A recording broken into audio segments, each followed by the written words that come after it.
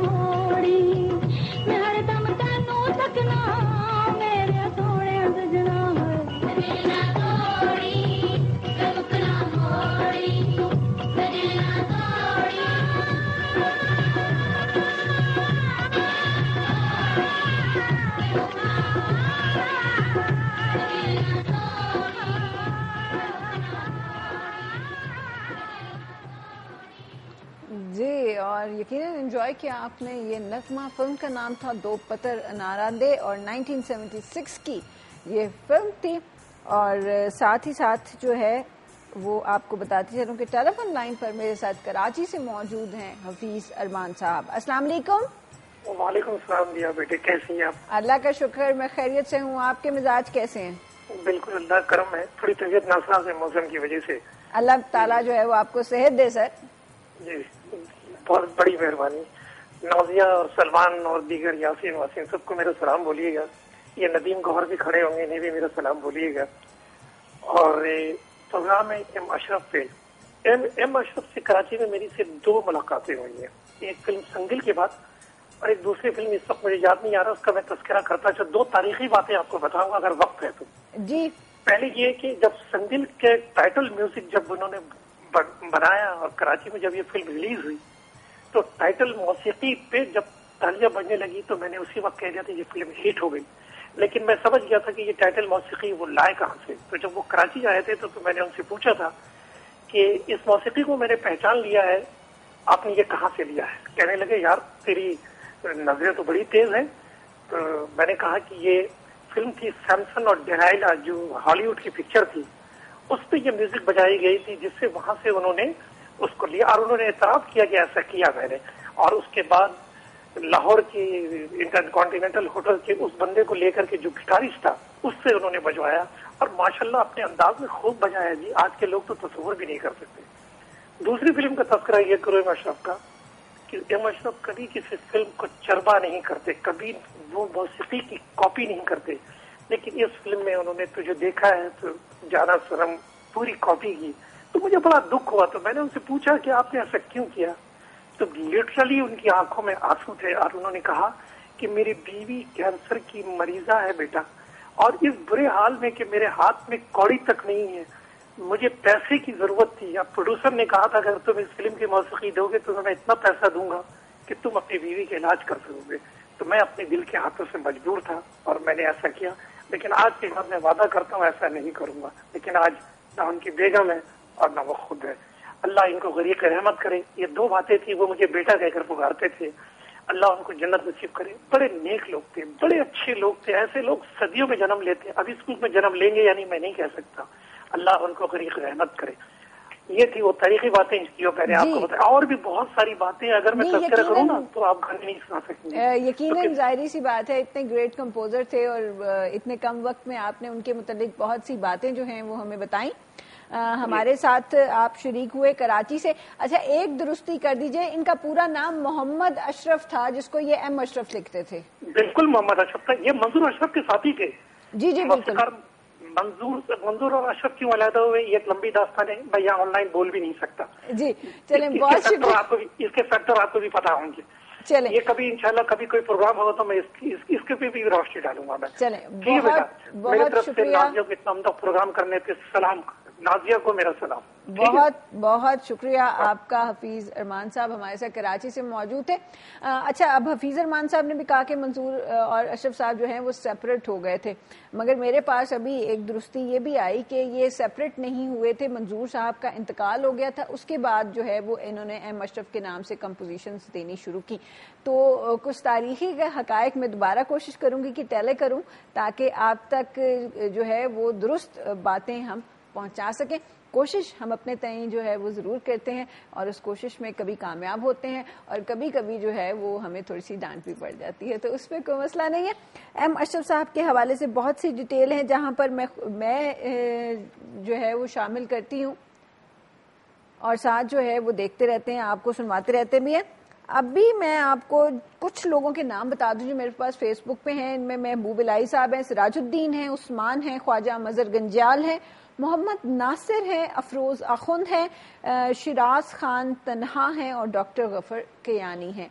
अभी लेके चलती हूँ एक बहुत ही खूबसूरत सॉन्ग की तरफ आपको, जिसमें जो है वो देखें जिंदगी है और जिंदगी को हम कहते हैं कि वो एक सफर है और जिंदगी का सफर जो है ना वो तन्हा नहीं गुजारा जाता, तो साथी चाहिए होता है। तो ऐसा ही खूबसूरत गाना जिंदगी के सफर में अकेले थे हम, आप जैसा हमें मेहरबान मिल गया, कंपोजिशन एम अशरफ साहब की।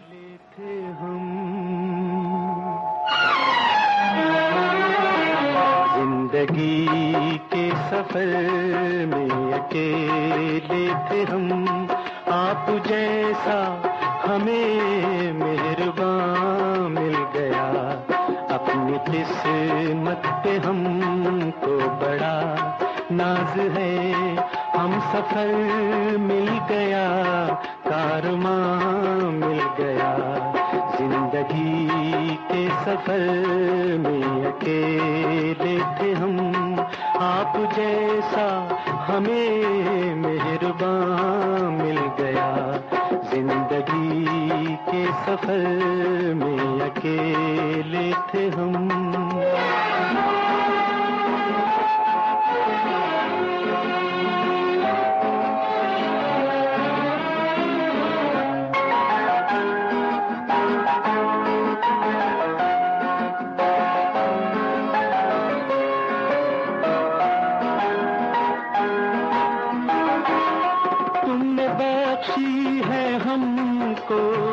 नई जिंदगी वरना दुनिया में कोई हमारा न था। तुमने बख्शी है हमको नई जिंदगी वरना दुनिया में कोई हमारा न था। थी अंधेरों में भटकी हुई जिंदगी और जीने का कोई सहारा न था। तुम अंधेरों में बन कर मिले रोशनी, तुम अंधेरों में बन कर मिले रोशनी। जगमगाता हुआ आशियां मिल गया जिंदगी के सफर में अकेले थे हम। आप जैसा हमें मेहरबान मिल गया जिंदगी के सफर में अकेले थे हम।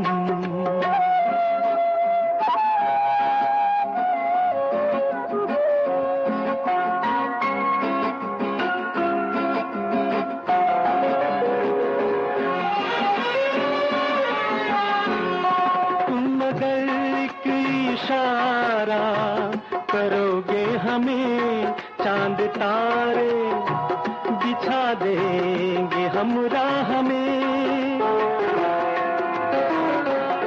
तुम अगर एक इशारा करोगे हमें चांद तारे बिछा देंगे हम राह में। आजमा कर हमें देख लेना कभी जान दे देंगे हम आपकी चाह में। और कुछ अब खुदा से न मांगेंगे हम, और कुछ अब खुदा से न मांगेंगे हम। मुस्कुराता हुआ गुलसितां मिल गया जिंदगी के सफर में अकेले थे हम। आप जैसा हमें मेहरबान मिल गया अपनी किस्मत पे हमको बड़ा नाज है। हम सफर मिल गया कारवां मिल गया जिंदगी के सफर में अकेले थे हम।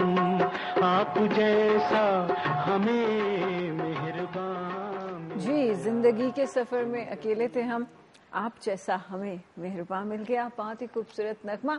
मेरे चंद पसंदीदा नगमों में से एक, फीलिंग बहुत ज्यादा है। जिस कदर उम्दा पोइट्री थी उसी कदर खूबसूरत कंपोजिशन जो है वो दी एम अशरफ साहब ने।